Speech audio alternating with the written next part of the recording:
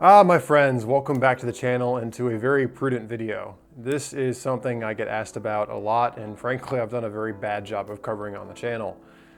And that is, how do you guys get a watch collection started? And more importantly, how can you guys learn from my stupid mistakes so you do things better when you start your collection or you grow the collection you already have? So if you've been watching me for a while, I'm definitely qualified to make a video like this. I've had hundreds of watches, not all of them great decisions, and I've had experience with watches from everywhere from $10 to $100,000 and everything in between. So I've kind of seen the broad spectrum of the market, and I've made my fair share of very stupid decisions when it came to growing my collection. And to those of you that have stuck with me through the years, my collection has changed a lot. You know, in the beginning of this channel, well over 10 years ago, I was super focused on just high-end Swiss watches.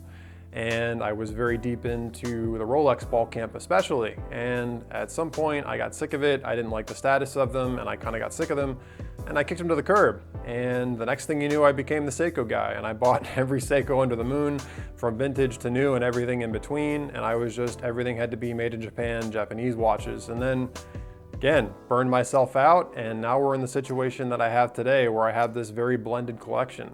You know, I have watches, well over 5 figures, and I have watches well under 3 figures. So everything from my, my Vostok Amphibia to the gamut of my Rolexes and Panerais and other watches.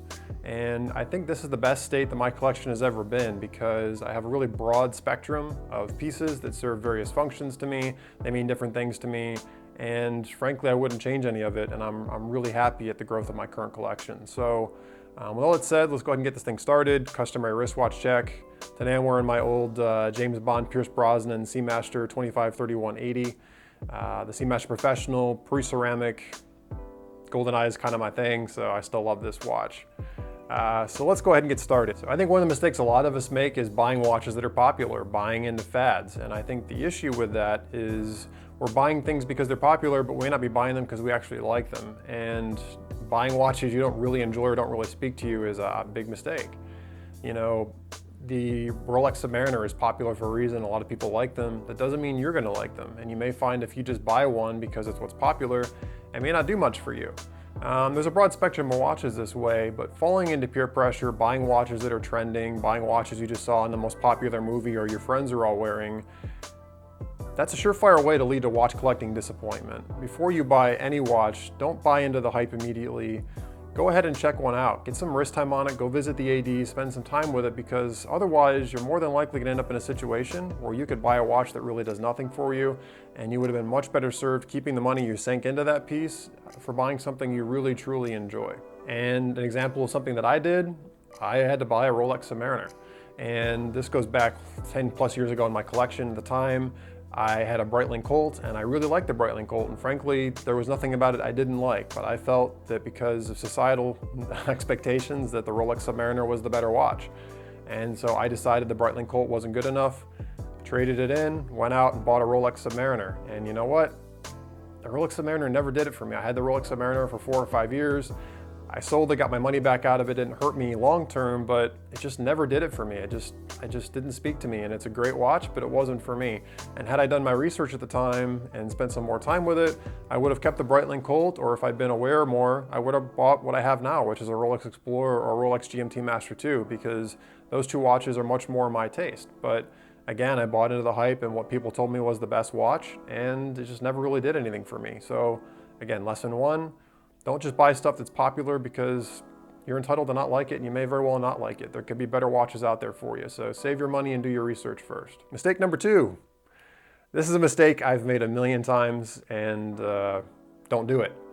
Buying watches because they're cheap. This is especially a problem if you spend a lot of time on eBay, or if you're going into some of these ADs that sell pre-owned watches.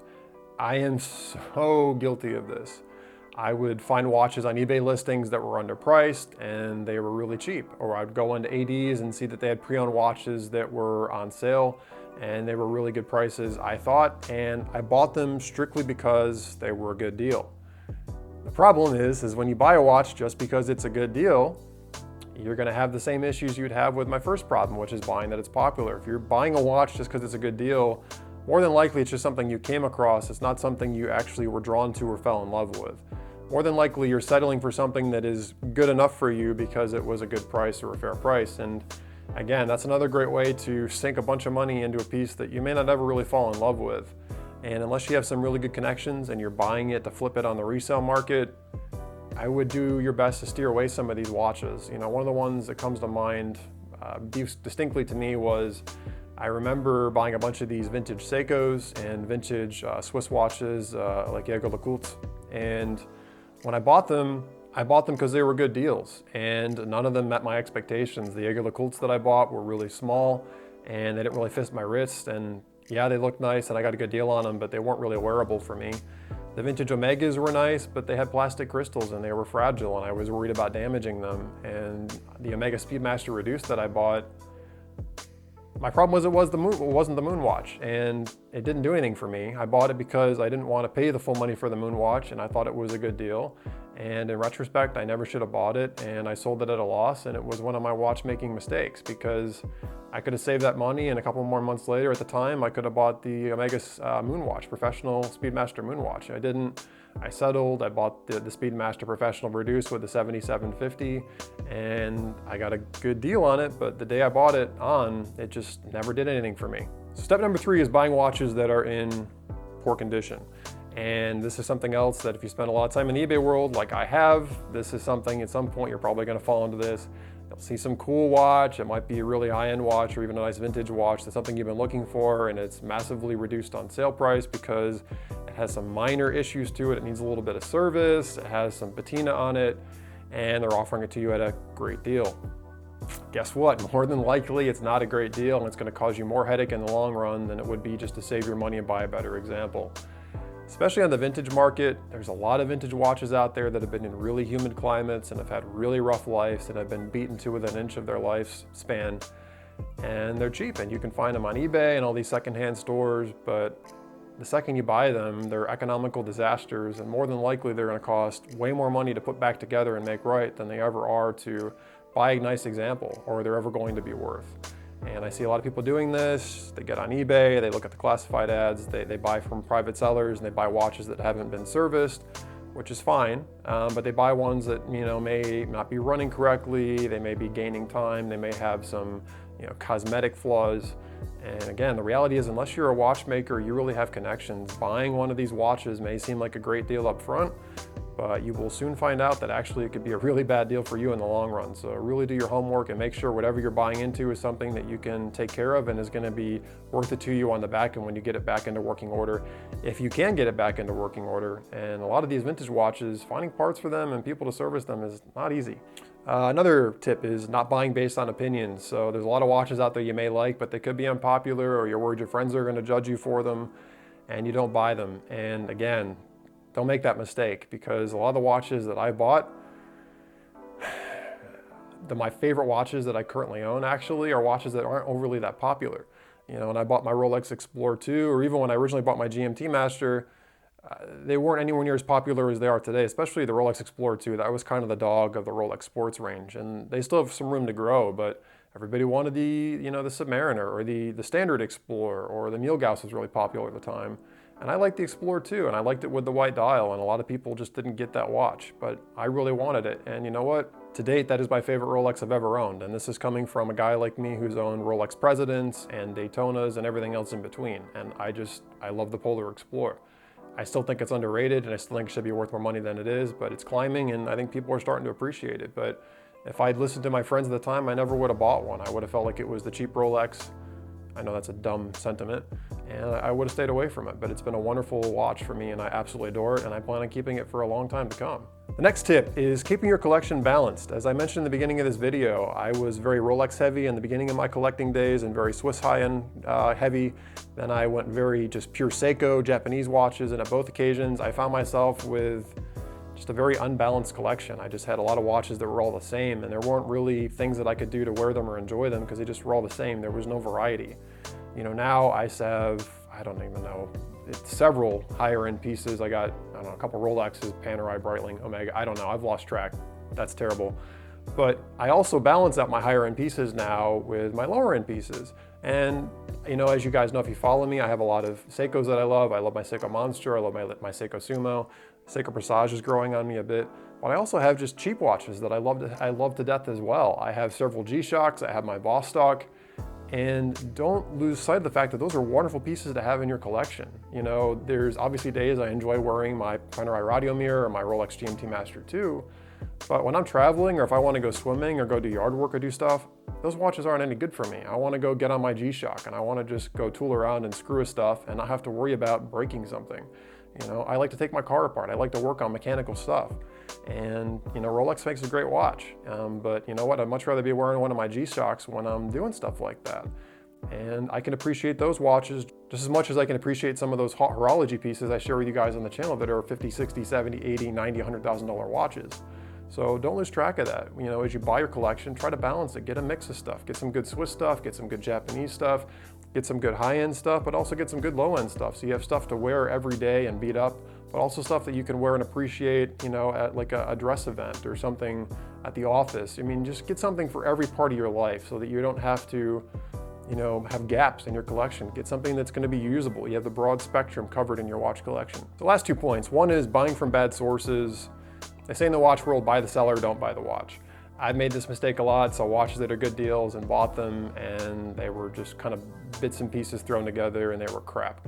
And now that I know better, I know how to avoid them, but be very, very careful, especially if you're buying vintage or buying higher-end watches. Make sure you're buying from a reputable source that knows what they're doing and these watches are going to be in top shape, because if not, you're going to be paying for it for a long time to come. Example, I bought a pre-owned Rolex Daytona. This is 5 years plus ago, I don't remember it more. Stainless steel, 4130 ounce movement. It's on my channel, terrible video. In short, I bought the watch at a fair price from a high-end watch dealer, but Rolex was not their specialty. And they really had no experience with Rolex. They didn't work with Rolex. And the watch got damaged in shipment when I first received it. And getting this dealer to get this watch fixed and deal with them was a massive pain because they didn't want to deal with Rolex. They were afraid of a multitude of reasons of having to service this watch. And getting them to fix it and then getting their watchmakers in-house to fix it was a nightmare. They weren't really experienced or able to work with it correctly. And it took me 6 months to get the watch into proper working order and put back together in a way that it was the way it should have been. And if I had been a little bit more patient and picked a better jeweler that was more experienced with Rolex or with these kinds of watches, I would have saved myself a lot of heartache. And so be very careful, qualify any dealers you buy, especially nowadays when a lot of high-end watches can have aftermarket Chinese parts thrown into them or can have terrible service histories where people threw them together with glue and just did stupid stuff to them. Buy the seller, be very, very careful of what sellers you're choosing to buy your watches from. And last but not least is don't buy too many cheap watches.